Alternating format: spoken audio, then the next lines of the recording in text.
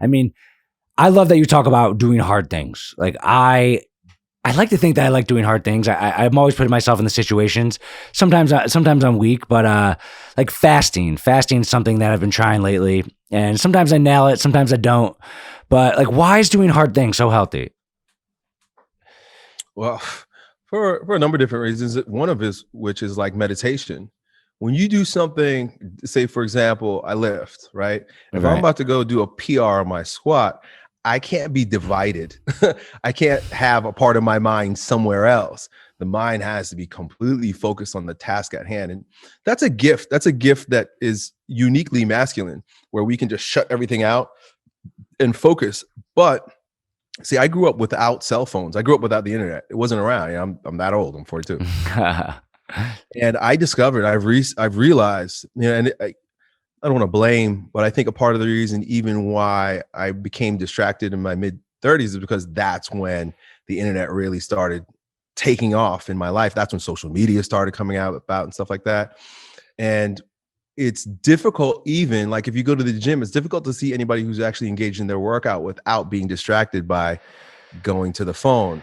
And so it's Yeah. like you'll get the exercises done, you'll do what you have to do, but we're totally divided because we're thinking about, that thing that we posted or what Right. someone might be doing on social media. So the guy that promotes dopamine detoxes, it's a big part of it because we're getting like little drug hits every single time we divert our attention is diverted to one of these Right. Pavlovian. Dude, I'm absolutely addicted to my phone. I admit it. I mean, sometimes I like to justify it to myself as far as like I have an e-commerce business. So I'm on there, I'm Right. checking my sales, I'm checking to make sure that my ad spend is at the right rate. Like I can adjust things. I justify my like addiction to my phone as I'm running my company, and it's really cool that you can do that while doing other productive things like being at the gym, which I actually don't have my phone at the gym, which I enjoy. But how Nice. would you? Well, it's not even my choice. I go to Orange Theory Fitness, which I go every morning at 5 a.m. and like Nice. you don't really bring your phone in, and it's actually really nice. It's an hour every morning without my phone, and I'm like, this is nice. Now I come back to my car and I like take a selfie, so it's like That's right. I do, but I understand the negative, like the dopamine detox. I mean, it would be irresponsible to my employees if I took a dopamine detox of my phone.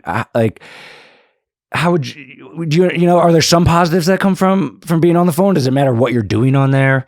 Um, what would you say if you told me to do a dopamine detox and I said, well, I have to run my business?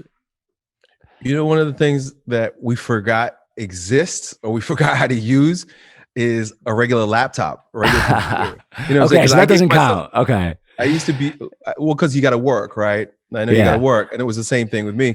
And I remember the first time I got a smartphone, I was like, wow, now I can work everywhere You're all right. the time. Right. And I thought that was a great thing until I realized that I have no self-control over it. When I'm, you ever pick up your phone and it's like, yeah, I'm going to do some work, but wow, I just got a message for Right. something else. And then it's like, I could spend the next 10 minutes going down a rabbit hole. And I'm like, Yeah. what did I pick this thing up for? Yeah.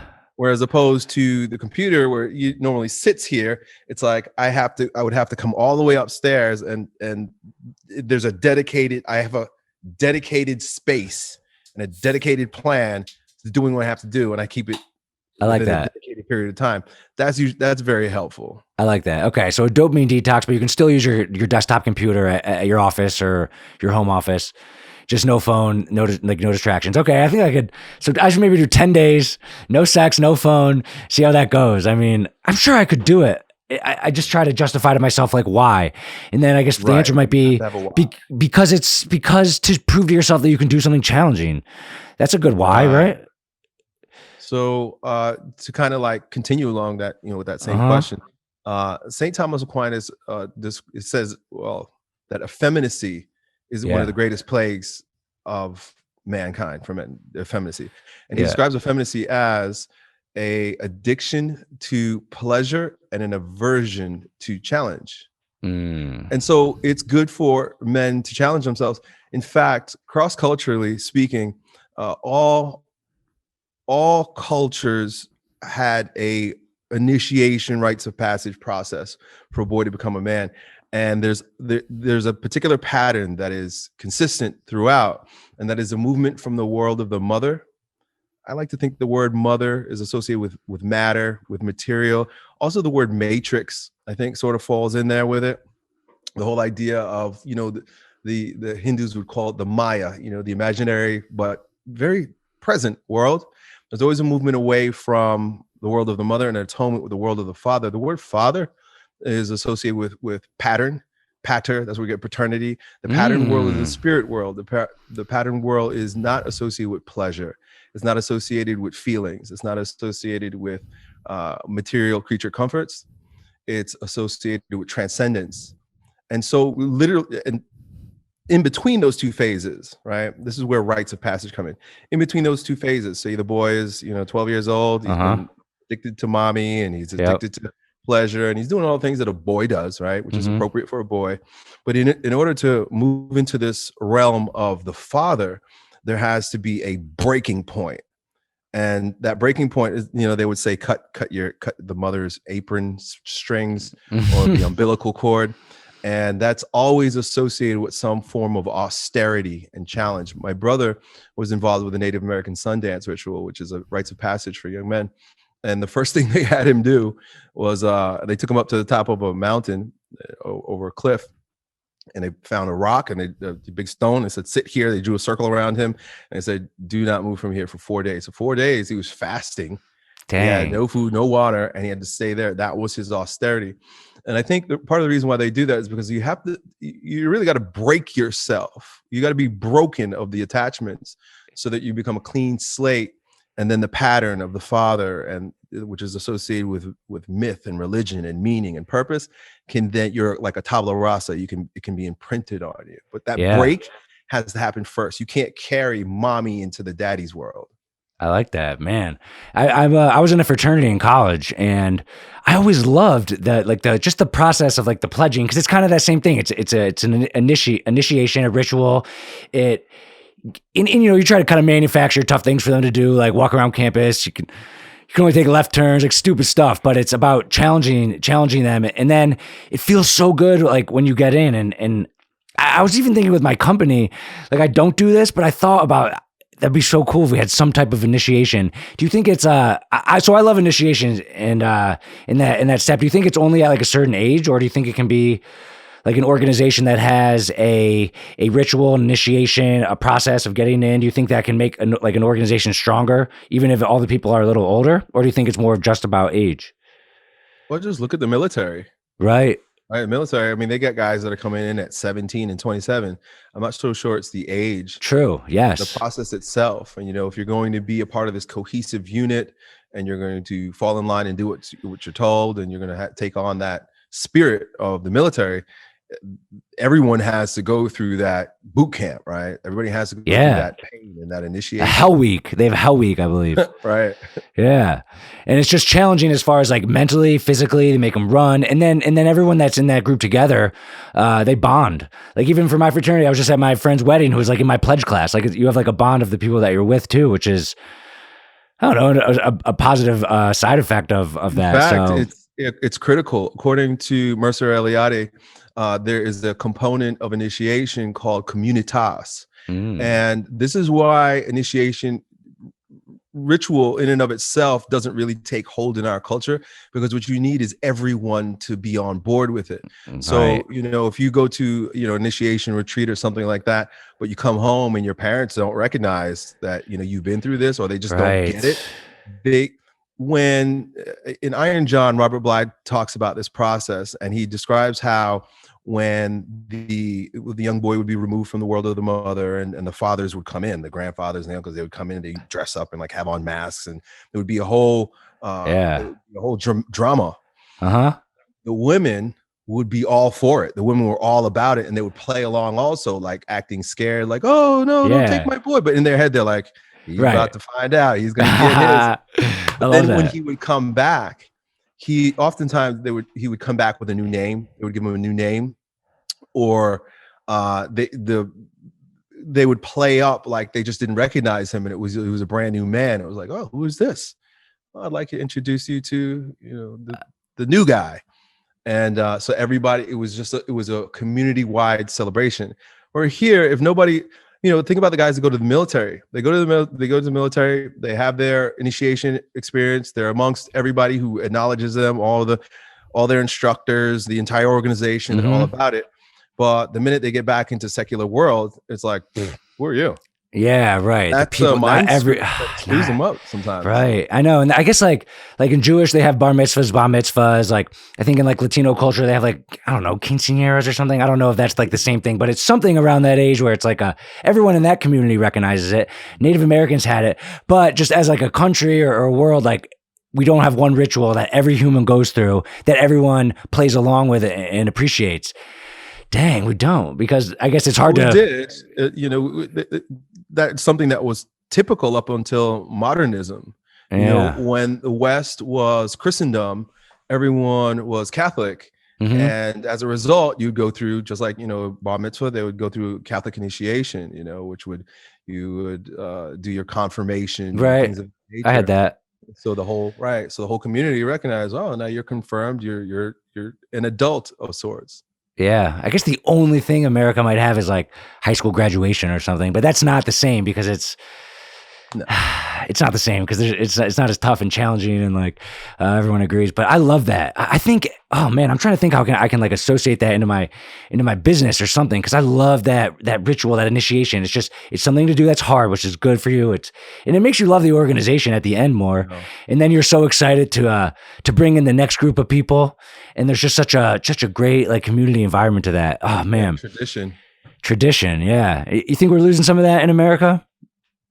We're losing every tradition there is. That's the whole point of modernism, is to rip out as much tradition as you can. They believe that all progress is good progress, but they're throwing out the baby with the bathwater. So there are a lot of things that we either scoff at, laugh at, or become angry about that is traditional, and it's a shame. Even marriage and family, it doesn't work. Marriage and family does not work these days. And a big part of it is because there's no acknowledgement of the one flesh union between the man and the woman. They've been promiscuous their whole lives. Maybe they had like 50, 60 partners between them. When people used to get married, you would save yourself for marriage. And the entire marriage ritual was based on the wedding night. Everything built up to the wedding night because they knew that, well, now they're together. They're literally going to make themselves one flesh. They're going to have sex and start making babies. Even the sex union itself is no longer really an initiation because of contraception. So you're doing it, but you're not really doing it. So right. What modernity has done essentially has desacralized everything. Everything's profane. Right. So you're like for no sex until marriage? It's a good idea. It's a good idea, especially given what we talked about before, where men are ruled by our addictions. Men are totally ruled by our addictions. And when you have an addiction, your drug dealer becomes your God. And you can very quickly see, they call them simps, right? Like men are simps these days. Yeah. Well, just because we've literally put women who now, because of, there is no there's no modesty in dress. There's no modesty in behavior. You scroll through Instagram and it's just a bunch of butts. They're just shaking. There's butts everywhere. Cardi butts B. everywhere. And so that's like a drug dealer saying, "Hey, here I go. You got it." And what is that? And a lot of men, they take the bait, and then we become addicted. And when we become addicted and we bow down and pander to and put the pussy on the pedestal, women run rampant. They run rampant. They run all over us. And it's really where we find ourselves today. I think what about this counter to the no sex before marriage? It's more about like living together, right? So like living together is part of like the traditional, you get married, you get gifts at your wedding for your new house, a blender, a microwave, and then you live together for the first time, have sex from the wedding night for the first time traditionally. But like if you never lived together before you're married, sometimes you might learn more about that person after that you would have learned when you're living with them. I can buy the no sex before marriage. I absolutely did not do that by any means. I could buy that, but I do think someone should like live together before they get married. What do you think about that? Well, that would make sense in a world where there's no courting.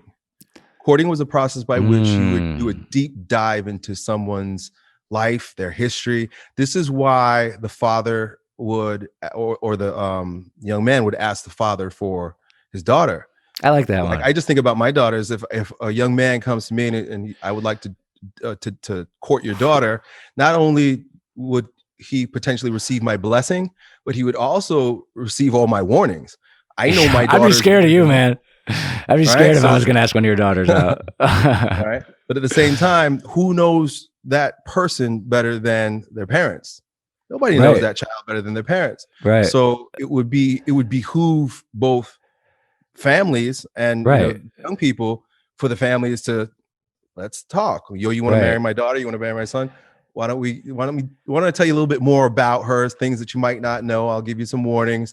But because all dating happens outside of the family and there's no more family blessing because there's no more families, you end up with a complete stranger that can hide things from you forever, until maybe 10 years into your marriage, that had only someone warned you because that's their family. They know that child.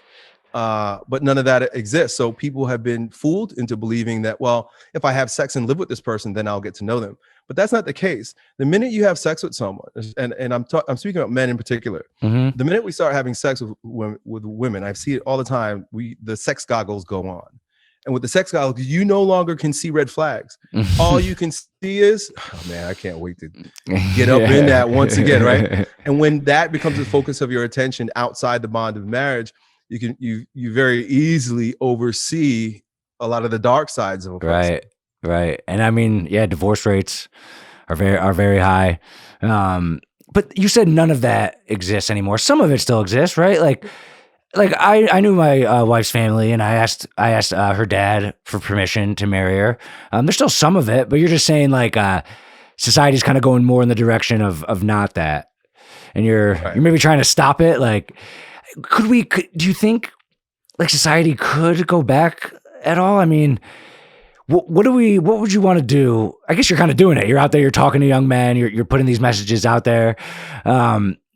Is there hope in the future for us to go back to a little more of a traditional like relationships, or do you think like the cat's out of the bag? And are you hopeful for the future, or what are your thoughts for the future of the country and all this stuff?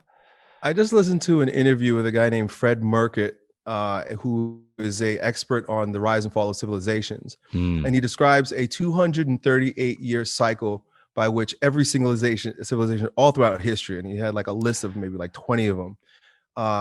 On average, 238 years. That's like right where America's at. We're right past it. We're 6 years past it. We're at 244. And he describes the very last phase is called decadence.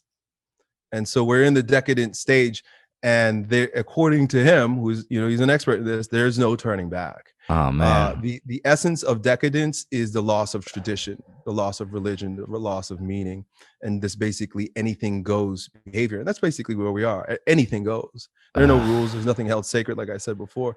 So it's his conviction that this just has to all fall apart before we could rise up again. I think Durand, who's the author? I can't remember his first name, but he says that religion follows us.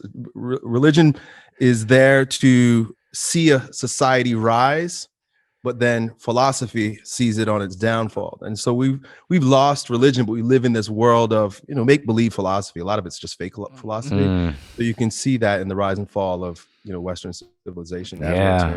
Jeez, I mean, that kind of sucks, but like, I mean, the Romans, they went like 1,000 years, but maybe around 250 they started dipping a little. Yeah, I don't remember the exact timetable for the Romans, but the mean average was 238, and the Romans were on there. Jeez. No, I don't want the country to go down. Like, I mean, like, I guess there's nothing we can do according to that literature. Oh, there's man. There's always a remnant because there are those when we talked about the pendulum. Yes. When chaos ensues, there's a craving for order. And all of civilization is a matter of chaos and order. Jordan Peterson. The entire Bible is about chaos and order, order, chaos and order. And so we're just following the pattern. We're in the depths of chaos, but there's also a strong traditional Catholic movement in the West that's happening right now, where there's a return to tradition. I Okay. saw a really funny meme the other day that described, decadence started about the 1970s, 1980s in America, and late 60s, and it showed three pictures of revolutionaries, rebels, right? The rebel from the 60s was like this flower power kid with Hippie. like long hair and hippies, Yeah. right? That was the revolutionary. That was the the outlier. Right. And then in the 80s, it was punk rock, the big mohawk, Metallica, AC/DC. right. Yeah. That was it. 2020, it was a picture of a well-dressed man, a woman, and their children. And that's to be rebellious. And there's a strong rebellious movement back to tradition. The young people are craving tradition, and they're going back to traditional. At least, this is based on a Catholic podcast I was listening to. They're by droves. They're moving into traditional Catholic traditions. Hey, I mean, history kind of repeats itself, but maybe we can go through the pendulums and like stay in the lanes the whole time, keep the country strong, and like readjust ourselves. I mean, we're smart, like hopefully. And it's funny. It seems like what happened with Rome. You mentioned 1,000 years with Rome. You're right. It was the Holy Roman Empire after its collapse.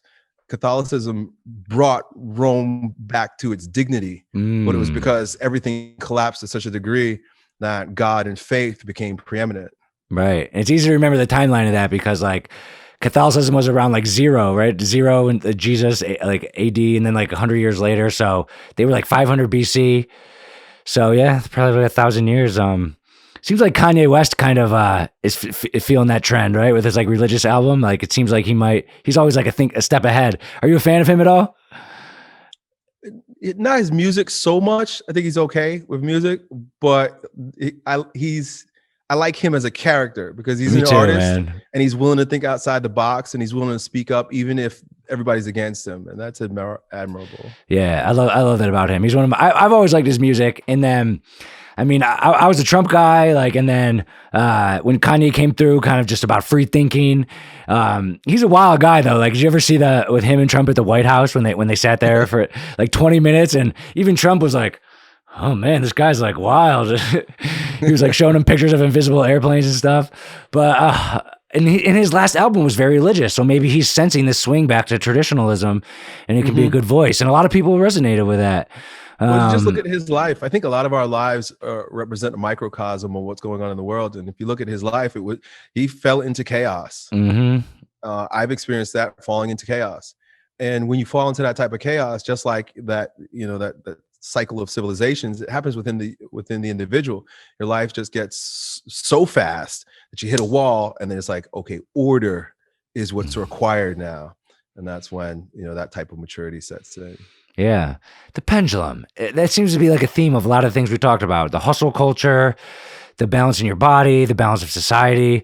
And I guess that's probably important for people to understand, right? Like, as you get older or time goes on, like things kind of swing back and forth. And if you can just acknowledge that, maybe it can help you like just understand that everything's going to be okay in a way.